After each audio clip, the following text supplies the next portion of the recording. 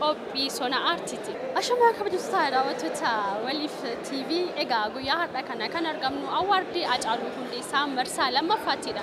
Egaa sirna bal'aa sirna ho'aa ta'een awaardiin kun eegaleedha kan inni jiru. Egaa kan kabajamaatiin jiru awaardiin kun Skylight Hotelitti. Egaa Haacaaluun egaa lubbuun darbeetii waggoota 3ffaadha kan nuti jiru waggaa 3 lakkoofsisee jira. Haacaaluun egaa lubbuun darbee waggaa 3 haa ta'u iyyuu malee guyyaa har'aattis ta'e yoomiyyuu akka laphee ilmaan Oromoo keessatti guyyaa guyyaan nama yaadatamudha. Haacaaluun seenaa cimaa seenaa bal'aa nama uummata Oromoof umurii isaa amanu waliin ture kanatti nama hojjetee darbeedha. Haacaaluun umurii isaa ijoollummaa irraa kaasee sabboonummaadhaan nama guddateedha.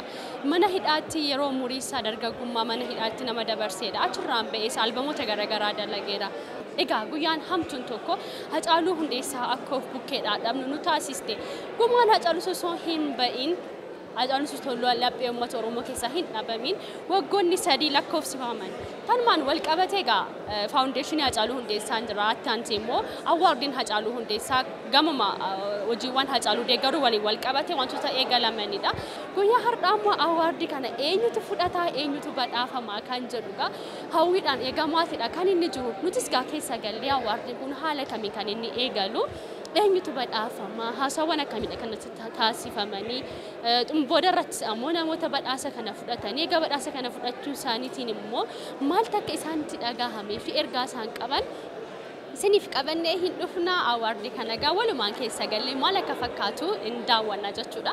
Kan isin waliin turu Andaraartuu Nagaashee gama kaameeraa fi teeknikaatiin Lammii Salamoon nama waliin jira. Eessayyuu hin deemina aga xumura sagantaa turtii keessan waliin haa ta'u dagalatooma.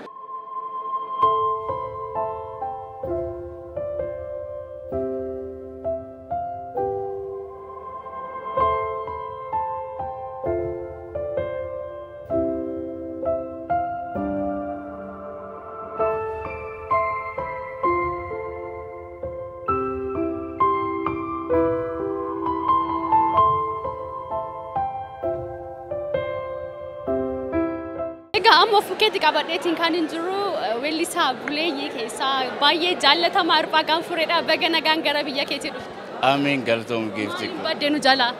Maal egaa banne kunoo deebi'een dhufe. Sayyuu sirba haaraadhaan albama haaraadhaan dhufaa jira. Eeyyee dhugaadha. Egaa hirphaa guyyaadhaa kan irratti argamnu kan walitti nu qabee gooticha artistii Haacaaluu Hundeessaadha. Awaardii isaa irrattidha kan nuti guyyaadhaatiin argamnu. Carraa kanaan asitti wal arguun keenya hedduu gammadeetiin hin jira. Lammata immoo waa'ee Haacaaluu maaltu itti dhaga'ama amma irratti? Jechuun waa'ee Haacaaluu maal wanti kana jedhee ibsuun qabu hundumtuu waan hundaa seera kan isaan caalaa sa'us hin jiru. Garuu immoo dhufee jechuun kana arguu kootti gammachuu guddaatu natti dhaga'ame. Filaa torban lamaaf hin dhufee amma inni sadarkaa kana gahuu isa carraa kana immoo dabarsu jedheen dhufee biyya alaatti egaa waa'ee isaa waggaa 2-3 kan bu'aa baane amma garuu dhufee yeroo argu waan hundumtuu amma tokko aariin irraa galeera jechuun nan danda'a.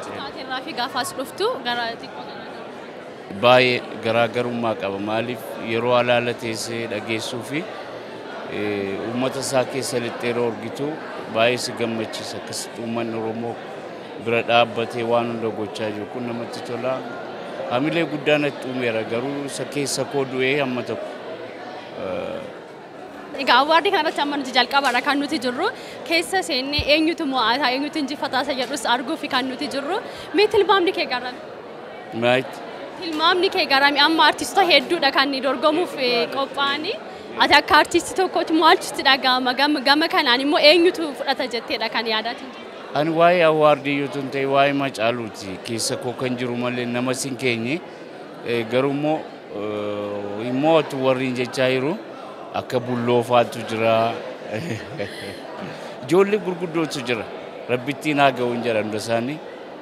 Irratti isin gallakkisuu sagalee kee kana baay'ee yaadnee jirra. Sirba Haacaaluu keessaa tokko yaadannoo Haacaaluu. Waan si dhibu ani sirba Haacaaluu itti qophoofne garuu sirba isaa. Kan afaanitti sitti dhufe tokko. Lalgaloko, gulalleen kan tufa lalgaloko, gara bichuu ture lalgaloko, galaan finfinnee maal. Galatoomi gaas. Galatoomi.